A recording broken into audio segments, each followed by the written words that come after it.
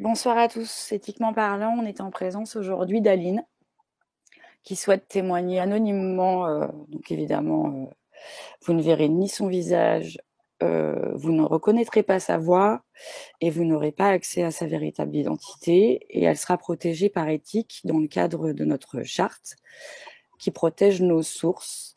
Elle a un témoignage assez fort à partager.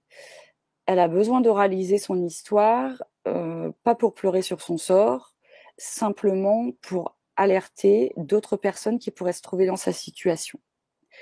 Donc, je vais te laisser témoigner, Aline, et raconter ce qui s'est passé pour toi, dans quelle situation tu te trouves, et qu'est-ce qui s'est passé chronologiquement pour que ta situation te conduise à celle dans laquelle tu es aujourd'hui. Ok, tout d'abord, merci de me donner la parole. Euh, et effectivement, donc là, le but, c'est de présenter un petit peu mon histoire et je pense ne pas être la seule à la vivre. Et c'est bien de pouvoir échanger et d'en parler. Si des personnes se retrouvent dans cette situation, ils verront qu'ils ne sont pas seuls. Voilà. Donc en fait, moi, j'ai été dans la banque il y a environ maintenant 13 ans. J'ai démarré dans les années, allez, on va dire 2010. J'ai été recruté, j'ai démarré par un poste de conseillère clientèle pendant une petite période, mais j'avais déjà une expérience dans le domaine. Voilà. Donc rapidement, on m'a fait évoluer sur un poste de responsable clientèle, et puis j'ai été muté dans une agence.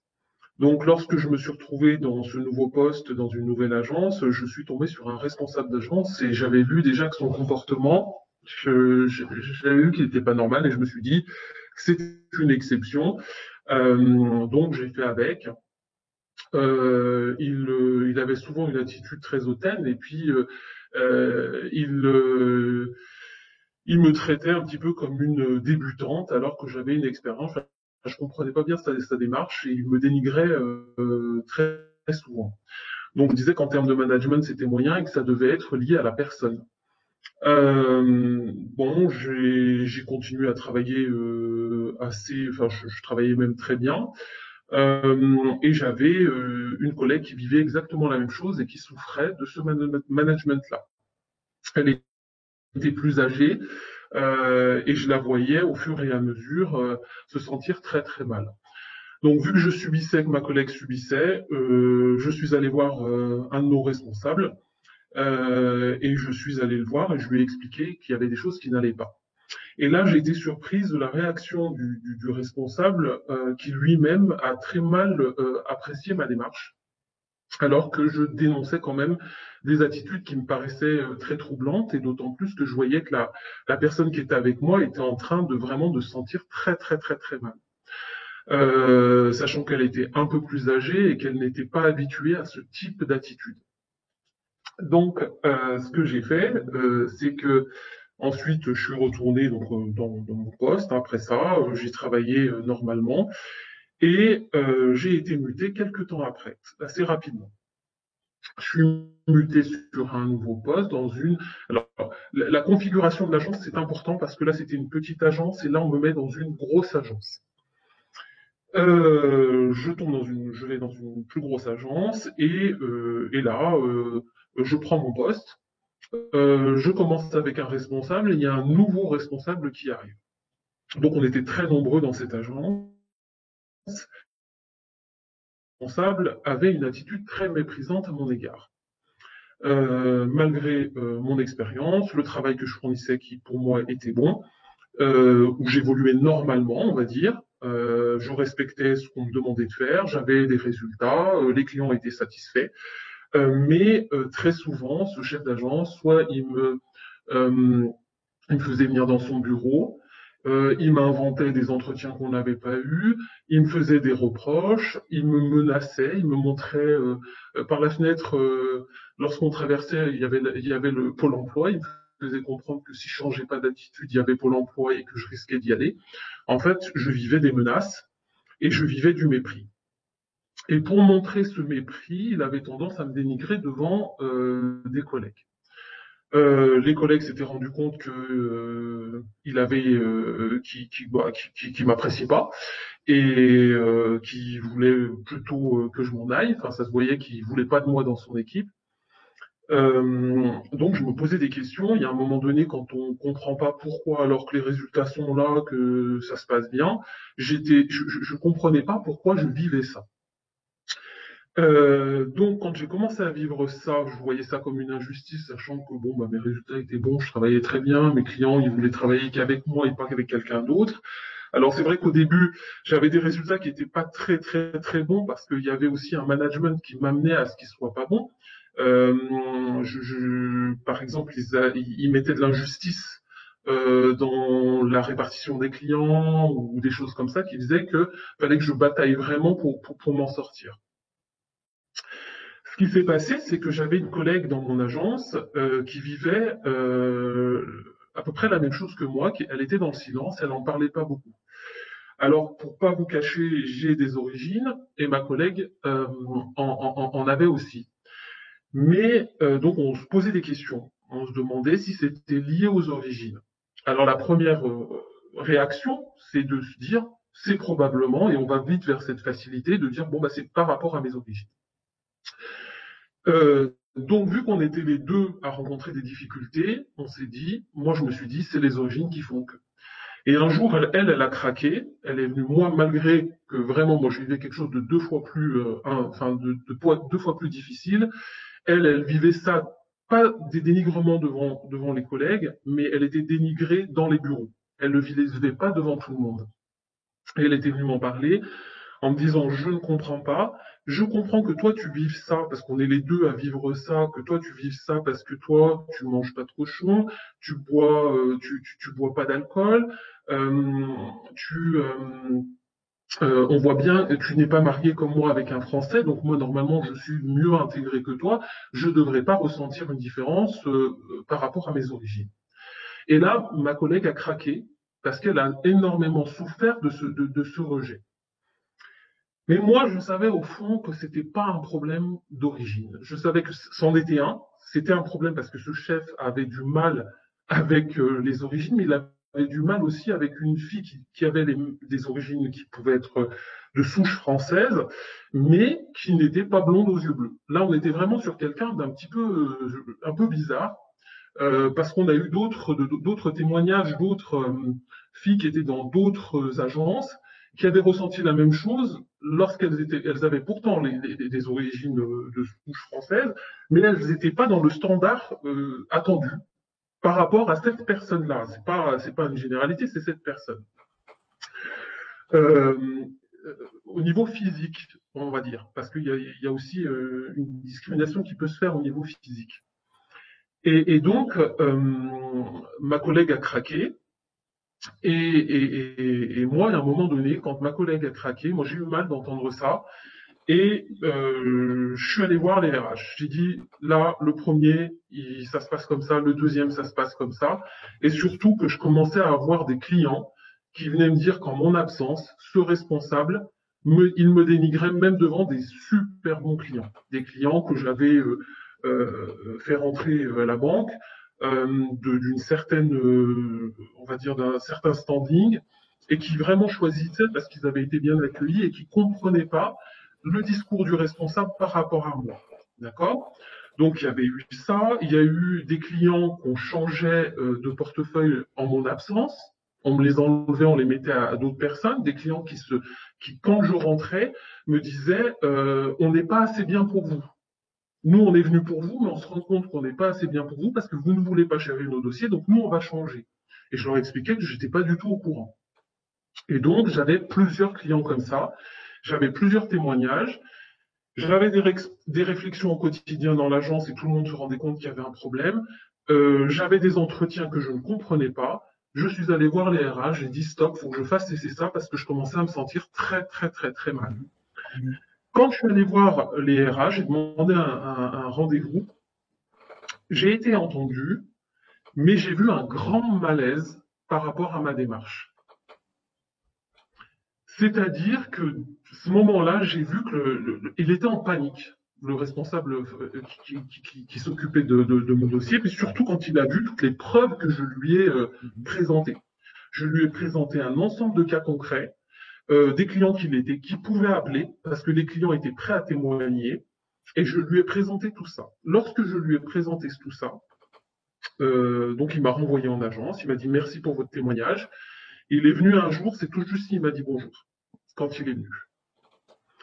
Il est même pas venu me voir pour voir si ça se passait bien ou pas.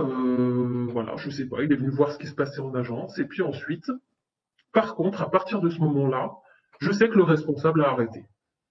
Il s'est comporté complètement différemment. Et j'ai trouvé, on va dire, un peu de paix. On va dire ça.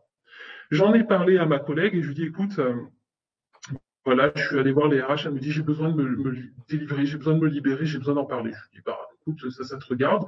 Elle est allée envoyer un mail et elle a dit au responsable RH qu'elle vivait la même chose et qu'elle vivait quelque chose de très difficile. Bon. À partir de ce moment-là, moi, je sais que les RH m'ont proposé de changer d'endroit et j'ai refusé. Parce que j'ai dit, à un moment donné, je veux rester suffisamment de temps pour faire mon job, pour apprendre mon job, et c'est pas parce qu'il y avait quelqu'un qui pouvait pas me blairer pour les origines ou pour autre chose, c'était pas le problème, que je devais, moi, encore une fois, partir. Parce que c'est pas moi qui avais tort. C'était bien cette personne qui avait un problème. Donc, je suis resté pour mon travail, mais sinon je me sentais mal, mais je suis resté pour moi, pour ma réussite, jusqu'à ce que mes résultats ont été excellents. J'ai été un élément moteur dans cette agence. Le problème, c'est qu'au passage, eh ben, je commençais à me surinvestir au niveau du travail, parce qu'il y a des conséquences. Hein. Vous cherchez à montrer que vous n'êtes pas mal ou pas mauvais. Voilà, donc c'est un problème aussi après, parce que ça a des conséquences dans votre vie personnelle et dans votre quotidien au travail, parce que vous vivez un malaise et vous devez prouver quelque chose. Donc, ce qui s'est passé, c'est que à un moment donné, ils m'ont proposé un changement. Alors, il y avait un grand décalage entre l'endroit où on m'a envoyé et le travail fourni et la réussite que j'avais vécue. Et donc, tout le monde se moquait de moi. Et surtout, c'est que très régulièrement avant ça, on venait me voir en me disant ça sert à rien que tu travailles aussi bien et que tu aies d'aussi bons résultats parce que ils peuvent pas te blairer, on peut pas te blairer. Tu vois bien qu'il y a un problème. Donc, et de toute façon, si tu vises un poste, le poste tu l'auras pas parce que c'est pas fait pour toi ce genre de poste. Donc, je comprenais que même lui, il avait transmis un certain problème par rapport aux origines et que certains postes n'étaient pas faits pour des gens comme nous. Alors moi, je ne les ai pas écoutés, j'en avais rien à foutre parce que pour moi, il n'y avait pas que cette entreprise et que j'étais en train de travailler sur une manière d'approcher ce métier. Donc, je me disais, faut pas les écouter, sinon je vais pas avancer dans ma vie.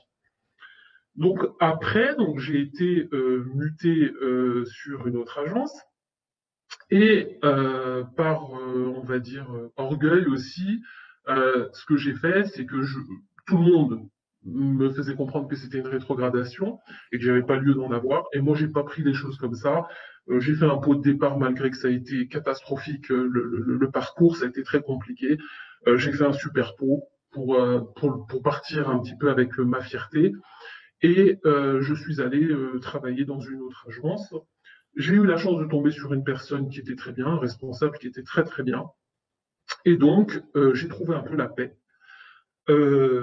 Et cette agence, dans toutes les agences où j'allais, de toute façon, les classements s'amélioraient. Donc, c'est pas que moi, c'est aussi les autres, mais je sais pas, fait exprès, c'est que très souvent, les agences allaient très bien, même qu'elles évoluaient énormément. Là, c'était une petite agence, donc on voyait très bien quel est l'impact de l'arrivée d'une personne sur les résultats.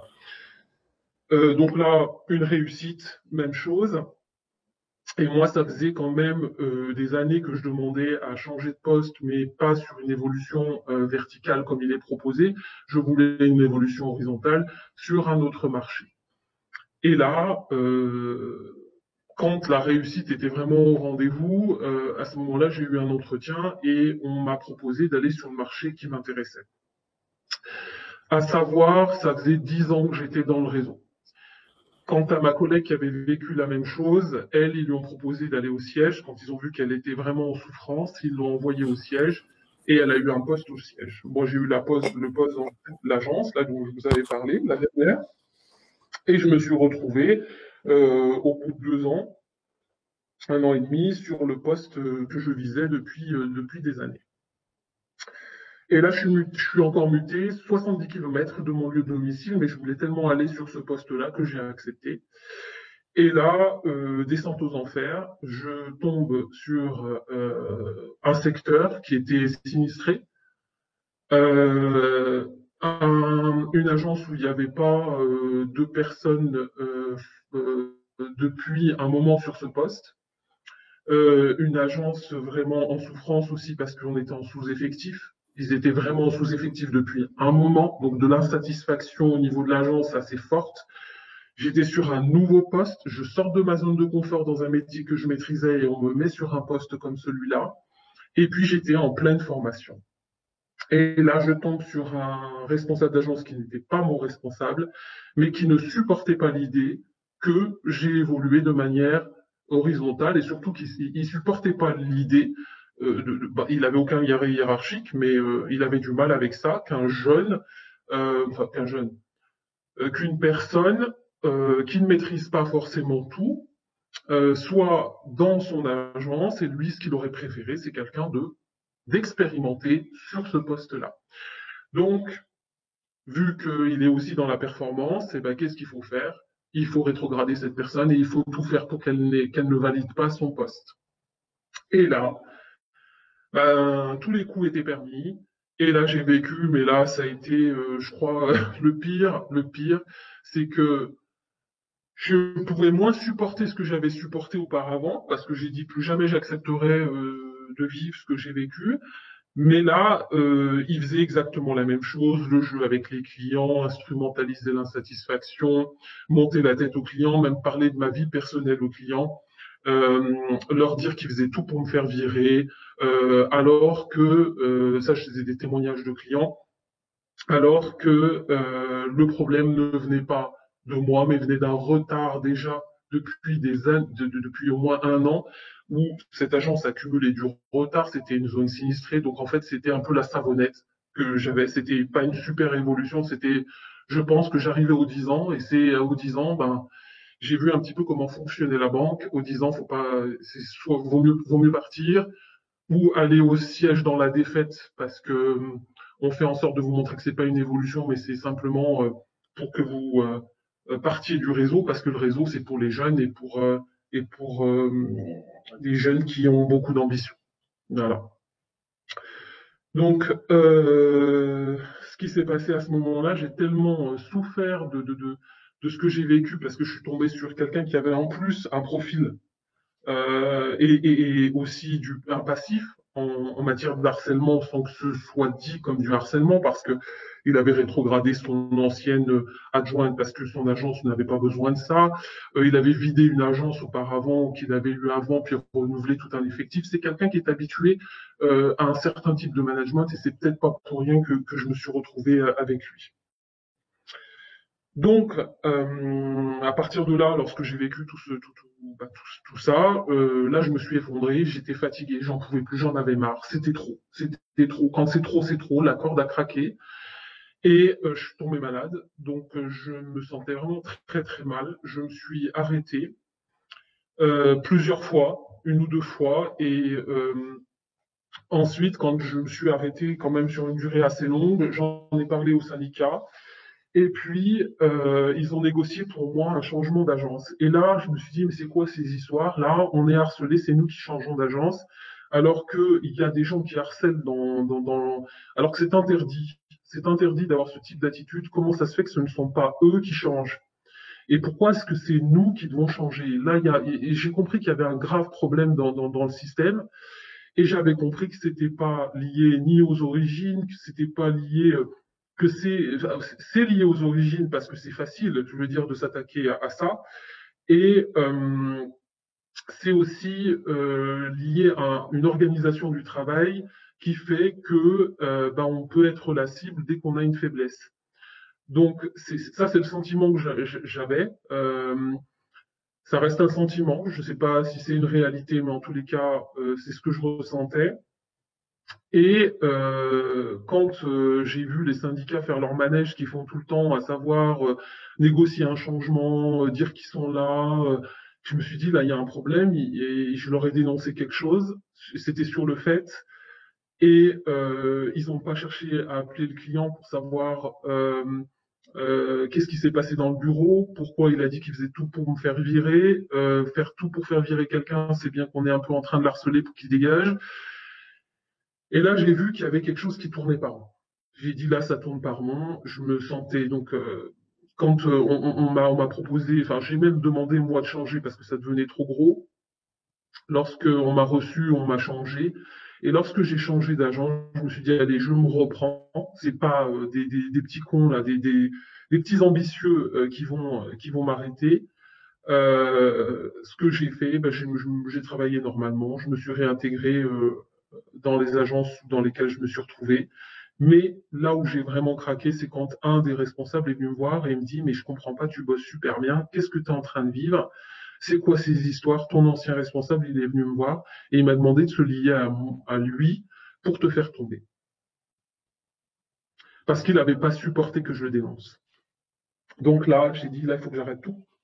Parce que c'est ma santé qui en prend un coup, parce que je travaille et je me sentais pas en sécurité. Et là, je me sentais encore moins en sécurité. Qu'est-ce que j'ai fait?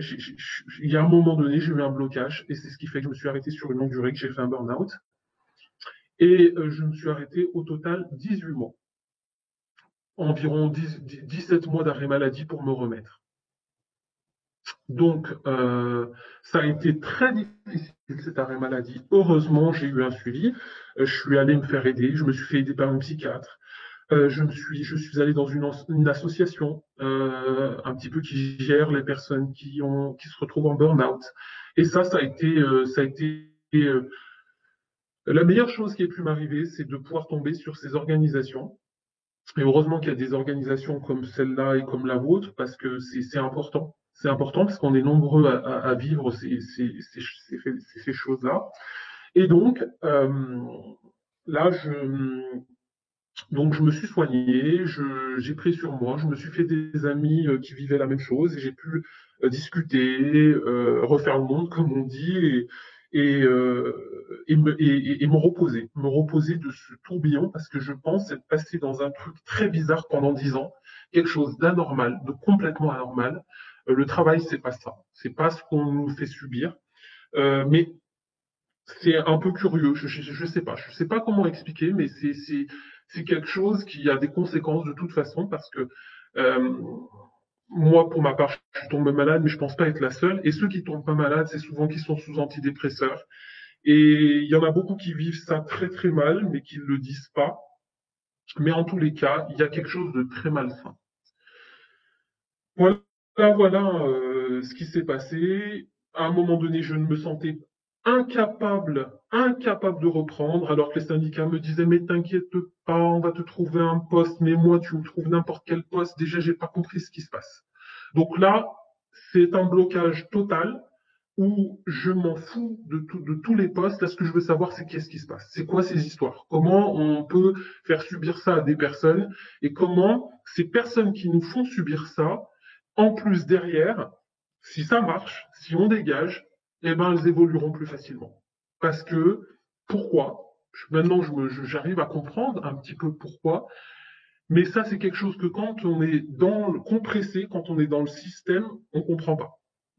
Et là, il y a une perte de sens, il y a une perte de repère. On avait confiance en son employeur, on perd confiance en son employeur. Il y a des conséquences au niveau de sa vie privée parce qu'on flippe pour son avenir. Et là, bah, c'est la chute. Donc, une fois que j'ai passé tout ça, que je me suis reposé, que je me suis soigné, eh bien, je sentais incapable de faire ce métier et même de le faire dans une autre structure parce que j'ai complètement perdu confiance au système. Donc, je me suis retrouvé en inaptitude et je me suis dit, j'ai deux choix. Moi, et c'est bien le problème, c'est qu'on se dit qu'on ne sait faire que ça. Parce qu'on nous met dans une situation où on pense qu'on est complètement dépendant, qu'on sait faire que ça et qu'on sait faire rien d'autre. Et tous, on avait ce sentiment, moi, avec des personnes avec qui j'ai échangé dans l'association ou mes collègues, quand je parle avec eux, ceux qui y sont encore, la première phrase qu'ils vont me dire, mais moi, je sais faire que ça. Et j'avais eu ce sentiment à un moment donné, mais en même temps, vu que j'avais des expériences avant, eh ben, j'avais quand même un souvenir que je savais faire autre chose que ça. Et donc j'ai dit, si rentrer dans le monde du travail, ça m'amène à dire que je ne sais rien faire et que je sais faire que ça et que je deviens complètement esclave du système, c'est que ce monde-là, au bout d'un moment, il n'est pas bon pour moi et pour ma construction. Donc heureusement que j'ai craqué, on va dire, aujourd'hui, parce que ce que j'ai fait, ben, j'ai rebondi, j'utilise mes connaissances, mon savoir, mon expérience, parce que je pense avoir bien travaillé, et j'essaye de me reconstruire dans une autre vie professionnelle. Euh, mais c'est pas facile tous les jours. Reprendre confiance, c'est pas évident, et surtout, il y a toujours un petit blocage qui est là, que j'essaye de me battre par rapport à ce blocage, parce que c'est des souvenirs, il y a des références, des peurs, des choses comme ça. Mais cela n'empêche pas que, on va dire, je m'accroche. Mais en tous les cas, il n'y a rien de pire que ce que j'ai vécu, j'ai l'impression aujourd'hui. C'est fou, mais c'est un peu ça. Voilà un peu mon parcours après un petit peu la banque, la reconstruction. Et puis enfin, à partir de là, ce que j'avais deux choix.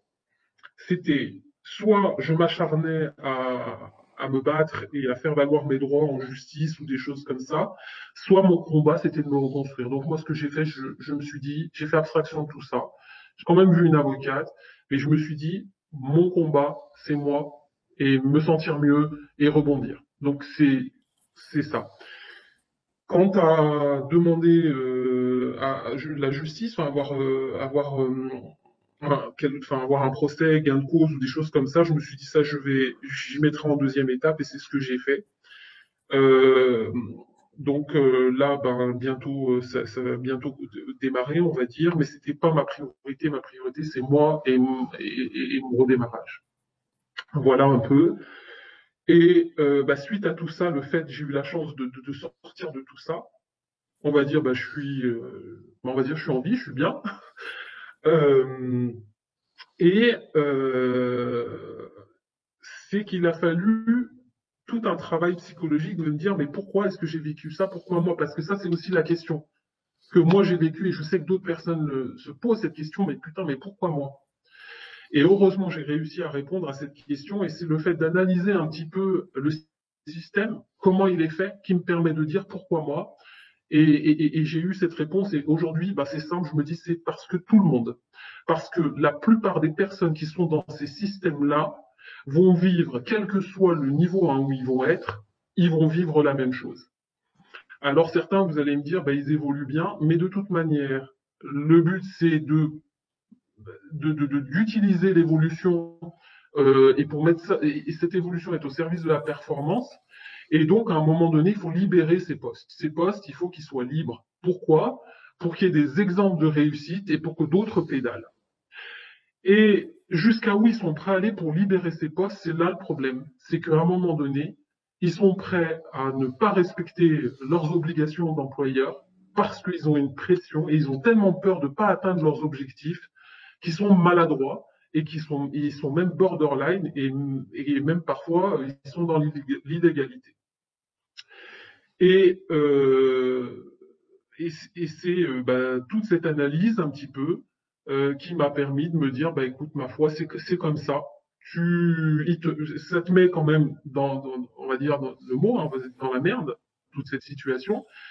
Mais quelque part, tu es sorti de cet engrenage, je suis sorti de cet engrenage, beaucoup de gens ont dû sortir de cet engrenage, et aujourd'hui, je me dis, ma foi, c'est pas plus mal. Voilà. C'est tout ce que. Ça c'est les choses importantes que je voulais dire. Aline, est-ce que tu as un conseil à donner? C'est pas évident de donner des conseils parce que ça réclame aussi de l'humilité, mais de par ton expérience, est-ce que tu as un conseil à donner à toutes les personnes qui travaillent bien, qui ont à cœur un travail qui fait sens pour eux en termes de conseils bancaires et qui vivent un mal-être terrible, qui n'arrivent pas forcément à mettre un mot sur le burn-out qui aujourd'hui justiciablement est difficile encore à reconnaître, tout comme le harcèlement est difficile à reconnaître. Est-ce que tu as un conseil à donner, toi qui as réussi à analyser, rebondir de par tes propres forces à toi? Qu'est-ce que tu peux leur donner comme conseil quand on est dans ces affres et ces pressions à l'intérieur de son quotidien et de ses valeurs? Ah, c'est difficile de donner un conseil parce que chacun vit les choses différemment et chacun est dans sa situation et a des contraintes. Euh, Moi, si j'ai un conseil aujourd'hui, c'est déjà de ne pas culpabiliser, déjà d'une, parce que c'est la culpabilité, c'est la première chose que j'ai eue moi quand je me suis retrouvé en arrêt maladie. De ne pas culpabiliser parce que c'est l'organisation du travail qui fait que